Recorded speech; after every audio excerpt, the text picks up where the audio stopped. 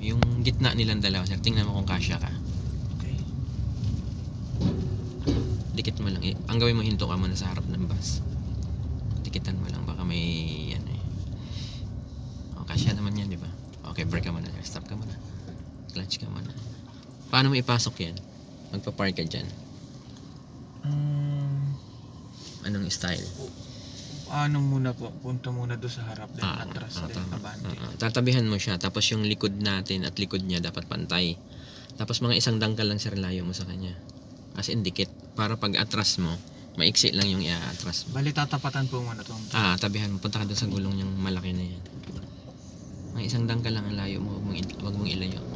Yan dito. Dikit ikanan mo konti. Yan. Sige lang. Tapos yung likod natin ipantay mo sa likod niya. Okay. Sige lang. Okay. Yan. Tube stop. Brake. Yan. Pwede na yan. Sige. Reverse ka ngayon. Tapos ang gawin mo sir sa manibela, isang ikot lang sa kanan. Kanan mo. Sige. Isa pa. Yan. Okay na yan. Atras ka na atras. Itong si side mirror naman, hintayin mong lumampas sa likod nito. Ni traktora. Or tumapat sa ano. Huwag mong i-full turn para hindi ka maalanganin. Okay lang yung one turn. Yan. Hintay mong tumapat yung katawan mo or yung balikat mo doon sa lagayan ng plate number. Sige, atras ka. Sige lang. Basta yan, tama yan. Pag nanginginig yung clutch, baba lang konti. Sige lang, lagyan mo ang konting gas. Kamaya sa gas, bayad yan eh. Yan, braking. Ayun po. Pwede mo na ibalik yan. Full turn ka. Sagad mo, sagad. Okay, tapos atras pa rin yan. Ang mahalaga dito si gutter. Pag nakikita mo yung gutter dyan, ibig sabihin hindi yan tatamaan. Pero pag nawala yung gutter, ibig sabihin sabit ka niyan.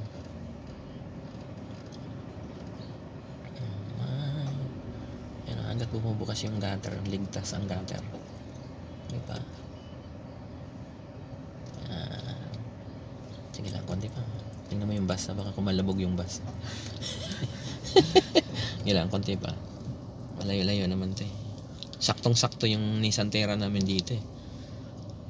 Yun, pwede na yun. Nakadiretso na siya. Ganun pala yung tama Parallel parking ang tawag dito. Kasi po yung nagtuturo po sa akin. Sobrang kitid po talaga, sakto lang yan. Sakto. Doon niya po ako pinapapasok, ay hindi ko po magawa. Maganda yung maganda yung challenge niya sa'yo kasi maiksi. Basta ang gawin mo, dikitan mo. Kasi pag malayo ka, ang i-atras mo sir malayo din. Kaya ang gawin mo, mas maganda yung dikit ka. Para maiksi lang yung pasok mo pag ganun. Tapos yung ganun, likod lang. Side mirror, ganyan. Mahalaga dyan lumampas yung side mirror mo sa likod niya. Para yung bumper mo, di ba yung pagbawi? Yung bumper mo hindi sasabit dun sa bumper niya. Okay po. Try mo pa isa.